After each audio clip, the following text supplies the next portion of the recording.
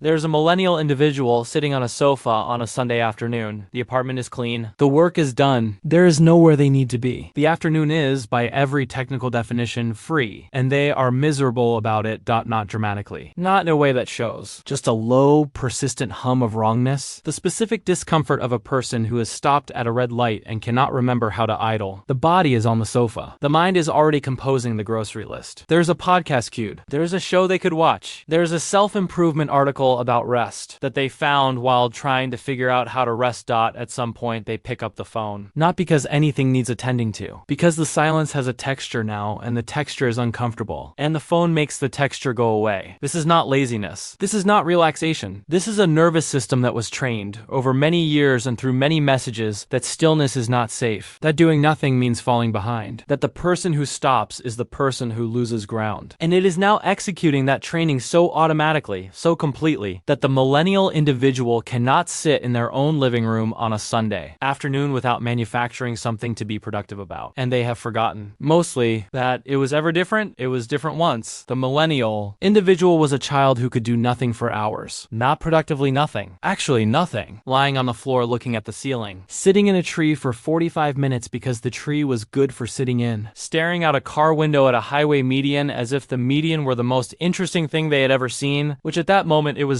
Children have a relationship with time that adults have lost the language for. They inhabit a moment the way water inhabits a glass completely, without edges, without the awareness of the next moment already pressing in. A child doing nothing is not a child who has stopped. A child doing nothing is a child who is fully inside the nothing. And the nothing is enormous. This capacity did not disappear overnight. It was replaced. The replacement happened through a series of messages that arrived from many directions at once. From schools that increasingly measured children's time and attached outcomes to it. From parents who, stretched thin by the demands of dual-income households and the cultural atmosphere of the era, communicated without meaning to that busyness was virtue and idleness was a problem to be solved. From a culture that told the millennial individual, as they moved through adolescence and into adulthood, that time was a resource and wasted time was wasted potential. And wasted potential was the first step toward a future they could not afford. The millennial individual absorbed all of this. They absorbed it the way they absorbed everything, efficiently, without resistance, because the messages were consistent and the world that surrounded them made them feel true. By the time they were 25, the conversion was complete. Rest had been redefined. It was no longer the cessation of activity. It was the strategic recovery between productive periods. Sleep was not sleep. Sleep was optimization. A walk was not a walk. A walk was a cardio session or a podcast listening opportunity or both. A holiday was not a holiday. A holiday was content. The doing nothing was gone. Nobody announced its departure. It just stopped being available. The millennial individual is 33 now, or 35 or 37. And the hustle culture that arrived in their late 20s did not create the problem. It just named it and sold it back to them as a solution. The grind, the rise and shine, the 4 a.m. alarm that signals virtue, the side hustle that fills the gaps between the main hustle, the personal brand that turns the self into a product and the weekend into an extension of the work week, the optimization of every waking hour into something measurable, trackable, improvable. The millennial individual looked at this and recognized something. It sounded like what they had already been doing. It sounded like the interior monologue that had been running since graduate school, the one that evaluated moments by their productivity and found idle moments wanting. Hustle culture did not install that monologue. It put a microphone in front of it and called it a lifestyle. And so the millennial individual who could not sit still on a Sunday afternoon had a new framework for understanding why. Not a wound, a brand, not a problem, an identity. They were not someone who had lost the capacity for rest. They were someone who did not need it, who was built for motion, who had chosen actively and admirably to optimize the self. This is a very comfortable story. It is also completely false. Here is what is actually happening in the body of the millennial individual, who cannot do nothing. The nervous system has 2 modes. One is the sympathetic mode, often called fight or flight, which activates in response to demand, threat, or the perception of either. Heart rate increases, attention narrows, the body prepares to act. The other is the parasympathetic mode, sometimes called rest and digest, which activates when the system perceives safety. Heart rate slows. Digestion resumes. The brain enters states associated with creativity, consolidation of memory, and the processing of experience. Both modes are necessary. The body was designed to alternate between them the way lungs alternate between inhale and exhale. The millennial individual's nervous system has been running predominantly in sympathetic mode for approximately 15 years. Not because they are in danger, because the brain has been trained to to interpret stillness as a threat. The absence of productivity triggers the same low-grade alarm that would trigger if something were actually wrong. The alarm fires. The system reaches for a task. The task quiets the alarm. The cycle repeats. This is not a metaphor. This is a measurable physiological pattern. The research on chronic sympathetic activation is consistent. Sustained activation is associated with elevated cortisol, disrupted sleep architecture, reduced creativity, impaired emotional regulation, and a decreased ability to access the states of mind associated with meaning, connection, and the integration of experience. The millennial individual who cannot do nothing is not productive. They are stuck. The difference between motion and productivity is significant, and the nervous system that cannot stop moving is not generating more output. It is spending a large portion of its available energy on the maintenance of the movement itself. The hamster wheel is real. It is neurological. There's a specific inventory of things the millennial individual does instead of nothing. There is the podcast. The podcast is the primary substitute for silence in the millennial individual's life. It accompanies the commute, the cooking, the cleaning, the gym, the walk, the shower if the speaker is positioned correctly. The podcast is not inherently problematic, but when the podcast cannot be turned off, when silence in the car feels wrong and silence on the walk feels wrong and silence while making dinner feels wrong, the podcast is not entertainment. The podcast is a plug for a silence the nervous system cannot tolerate. There is the productive leisure. The millennial individual exercises not for the pleasure of movement, but for the metrics. The running app, the heart rate monitor, the splits, the personal best. Rest days are scheduled and logged as rest days, which transforms them from rest into another item on the calendar to be completed correctly. The leisure has been optimized. Optimized leisure is not leisure. It is work with better clothes. There is the phone. The phone is available at every moment that stillness would otherwise occur. On the sofa, in bed before sleep, in bed after waking before the feet hit the floor, in the elevator, at a red light, in the queue, in the bathroom. The phone fills time the way sand fills a jar, efficiently, completely, leaving no room for the thing that was supposed to be there. The thing that was supposed to be there was nothing. Nothing has been replaced by the phone so consistently that most millennial individuals have lost the ability to identify what nothing felt like before the replacement. There is the planning. The millennial individual who has a free Saturday morning will spend a portion of it planning the free Saturday morning, the brunch spot to book, the errand to fit in, the exercise to complete, the plan for the rest of the day after the morning, the Sunday being planned on the Saturday while the Saturday is still happening, the future colonizing the present with complete efficiency and no resistance. There is the self-improvement. The millennial individual who cannot rest will read about rest, will research optimal sleep, will purchase a weighted blanket after reading 17 reviews, will take a mindfulness course and log the minutes of meditation and evaluate their practice against a benchmark, will turn the recovery of the capacity for rest into another item to be optimized and tracked and improved. The self-improvement is infinite and by definition never complete, which means there is always something to be doing, and doing nothing never rises to the top of the queue. Here is what is lost in the noise. The state of doing nothing is not nothing. The brain in a state of apparent rest is not inactive. It is running what researchers call the default mode network, a set of brain regions that become active specifically when the person is not focused on an external task. This network is associated with mind wandering, self-reflection, the imagining of future scenarios, the processing of social experience, and what neuroscientists sometimes describe as the brain, making sense of itself. The default mode network is where creativity lives, where the insight arrives that did not arrive during the focused effort, where the emotional experience of the week gets integrated, where the sense of self is maintained and updated, where empathy for others is constructed and refined. The millennial individual who cannot do nothing is not protecting their productivity by staying in motion. They are cutting off access to the part of the brain that makes the motion meaningful, the ideas that arrive in the shower, the sudden clarity that comes on a walk with no destination, the understanding of a relationship that surfaces during an afternoon of staring at the ceiling, the creative connection that emerges from what felt like wasted time. All of these come from the default mode network. All of them require the doing of nothing, or something close enough to. Nothing that the focused, task-oriented brain gets out of the way. The millennial individual who has filled every silence with a podcast and every stillness with a plan has inadvertently closed the door to the room where most of the interesting things happen. The recovery of the capacity to do nothing is not a project. That is the first and most important thing to understand about it. The millennial individual who decides to get good at rest and then tracks their progress toward rest has not understood what rest is. The moment rest becomes a goal with a metric, it has become a task, and tasks are the problem, not the solution. What is available instead is smaller than a project. It is a permission. The permission sounds like this: the next 5 minutes do not have to produce anything. Not relaxation as an outcome. Not recovery as a result. Not a better mood or a cleaner mind or a body that is more prepared for the next productive period. Just 5 minutes that are not for anything. The millennial individual sits with this. It is uncomfortable. The discomfort is not a sign that the 5 minutes are being done wrong. The discomfort is the nervous system encountering a stimulus, the absence of a task that it has been treating as a threat for 15 years. The alarm fires. The hand reaches for the phone. The mind starts composing the grocery list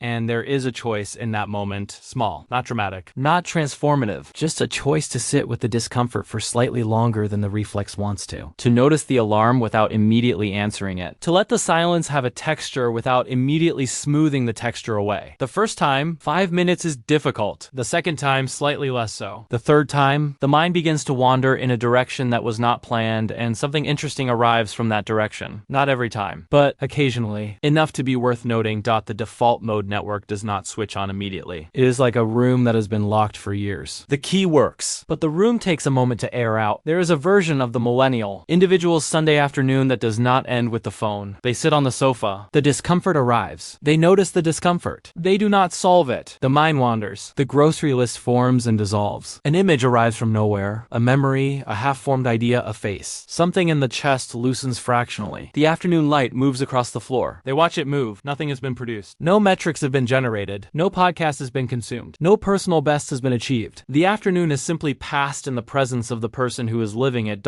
This is not a small thing. For the millennial individual who has not been present for their own Sunday afternoon in 10 years, this is not a small thing at all. They will not remember how to do this immediately. The nervous system has a long memory and the 15 years of training do not dissolve in a Sunday. But something has been practiced. And the practicing of a thing is how it becomes available. The millennial individual did not lose the capacity to do nothing. The capacity is still there. It was there all along, in the same place it was when they were 9 years old, lying on a lawn watching clouds with the specific, unself-conscious patience of someone who has not yet been told that this is a waste of time, it was not a waste of time. Then it is not a waste of time now, it is. In fact, the only way back to the part of the self that the motion was always running past. The sofa is still there. The afternoon is still free. The nothing is still available. Thanks for watching. If you found yourself watching this on your phone while doing something else at the same time, you are not alone. And maybe close one of the tabs.